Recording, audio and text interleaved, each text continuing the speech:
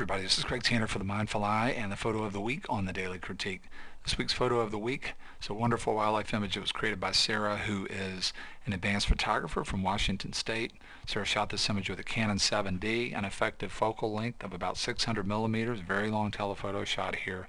Rest of the metadata is ISO 3200, f8 and 1/640th of a second. And her backstory, Sarah says that she shot this in Botswana. She says she loves elephants, so she was really drawn to the shadow here on the elephant's face and how that resembled the pleasing lines and shapes that are happening on this diagonal, sort of in front of and behind the elephant. And then enjoying Sarah's image and drawing inspiration from it, we could really start right there. We could talk about the idea of repetition or rhythm. One of the things that's amazing to me about this image is that it's very complicated. It's very rich in terms of a lot of detail. This is a very dense field of information, and I actually want to talk more about that in a minute. Even though there's an enormous amount going on here in terms of shapes and qualities of line and lots of different subjects, for me, as I look at this image, I still get an enormous sense of harmony, and I think so much of that has to do with rhythm, so I just want to point out some of them. Sarah's already pointed out the idea that these subjects are actually what are projecting this shadow. So there's almost a near repetition here. But what's beautiful as we go up into this part of the background, this sort of concept of lines on the fan or sort of panels on a fan happens right here in the background. But there's huge variation because this is very spread out. It's much larger. A lot of that design is hidden, much more subtle in here on the ear of the elephant, and then very fine in terms of the way that it's expressed on the texture on the back and the face of the elephant. There's some other really fantastic rhythms and repetitions. You get a sense of this idea of lines sort of creating a negative space of a triangle, or the idea of a Y. That's also happening in the detail structure of all of this information. You see it out in here too in ways that sometimes are very direct and sometimes they're subtle. It just keeps happening. But if this is an image where if you look at it small and abstracted or just squint right now, the other fascinating rhythm for me is if you look at the positive space shape here, this idea, and then the negative space shape here that's very dark, and you get a really beautiful repetition with variation of the eye and the movement of value and line around the eye on this side, and you even get sort of a reflection here of the ear. Rhythm is repetition with variation, and it becomes incredibly powerful in my opinion when the motif gets repeated in a way where there's so much variation that you just start to move into places where there's just the faintest echo of the first place that you went in the image. And man, to me this image is a very, very powerful example of that kind of shot. In addition to the rhythm, which I talk about all the time, there are a couple of other things I want to talk about that really form the heart of the video today, and the thing that excites me the most about looking at Sarah's image. In so many ways, this image is non-traditional. Sarah's working in very hard light. You can just see it right when you look at the shot. She's shooting an animal that's not in the free and clear. A lot of people might wait for an opportunity or be most excited about an opportunity where you could shoot the elephant in a much more sort of cliche or traditional way, where there's nothing in front and there's a simple background, or there's sort of a classical background not buried in the brush. And the thing that is happening immediately when I look at this image is that because Sarah's not doing sort of those ordinary things, it's an extraordinary shot. There are other things, though, that are happening for me that have a big effect. The fact that the main subject doesn't completely finish creates some mystery. The fact that this isn't one of those sort of trophy shots that we see so much of exotic animals. There's more of a sense of things that are in between us and the animal. This is actually a lot closer to what I experience as a human being when I have seen animals to me in my life that are exotic, just animals that I don't see that much. Let's say, for instance, like the first time I ever saw a grizzly bear. So much of the time it is like this. Sometimes it's so fleeting you're not even sure what you saw, but a lot of times it's like, oh, there it is. And there is this sense of both you and the wildlife sort of being wary, and there are things that are in between. And to me, that's much more powerful than sort of the trophy or game farm shot that we see so much of the time. Here's one of the main things I want to say about all that. For most photographers, too much of the time, me included, what will happen is when we come up against this kind of challenge, let's say the light is pretty challenged, we're used to sort of stopping when the light becomes very hard.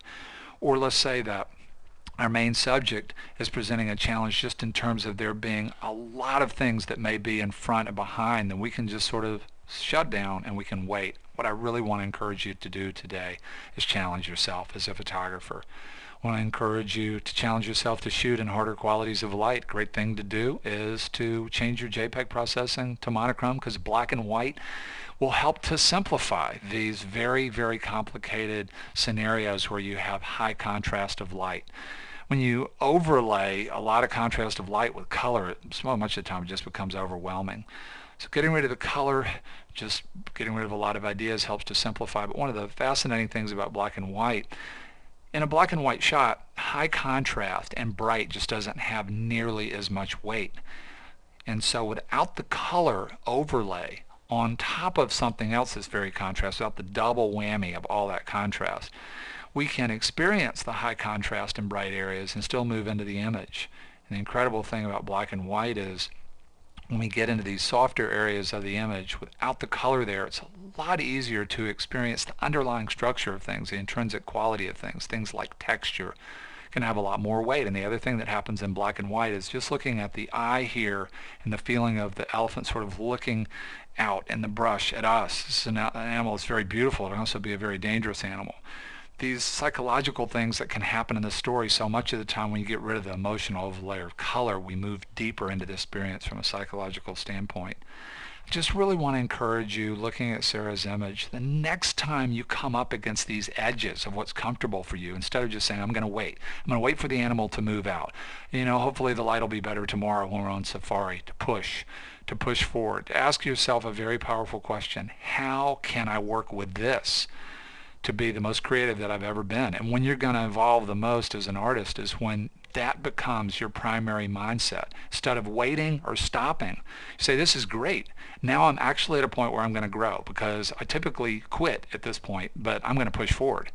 And to me, that's one of the biggest inspirations of looking at this image. I look at this and I see so much chaos. I see complicated light. I see maybe the desire to get a more free and clear shot, and then just pushing ahead. And it's such a non-traditional image in so many ways, and because of that, for me, it has a much bigger impact than something that might be simpler and more accessible for me as the viewer. And if this is a workshop and Sarah and I are working together, to me it's such a powerful image. I would say this would be a great start of a portfolio where you do have sort of one main subject. Could be still life, could be a portrait of a person, could be more wildlife. And you do work in a way where you have very, very dense fields of information. You look for a way to create a whole portfolio of these images where, even though there's an enormous amount of complexity, there's still some element of principle of design where everything's working together, where there's also harmony. It's a hard thing to pull off in a complicated field of information, but a great challenge to take on as a photographer. At the end of the video here, really want to encourage you and invite you to join me on my night photography workshop in Savannah, Georgia. It's the last space that I have available in a 2011 workshop.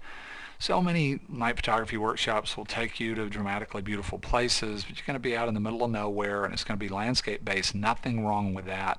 But one of the great things about me teaching this workshop in Savannah, Georgia, is that in addition to shooting exotically beautiful landscapes, and we'll be able to do that at night, we're going to be able to shoot some of the most beautiful architecture in the country, and we're also going to get to meet people that we've never met before with our camera at night and go past that limit. For a lot of photographers that take my Savannah workshops, even if it's something that scares them very much, or they think, I just don't want to even do that shoot, I'm going to skip it, that will end up being the biggest growth experience on the whole workshop, just because it's a limit that so many people set for themselves, and they do it because we make up stories about each other that just are not true. And a little test by actually having the experience, having a new experience, can show you what an incredible richness of connection and community exists on the other side of these stories that we make up about each other and keep us from connecting in a more powerful way.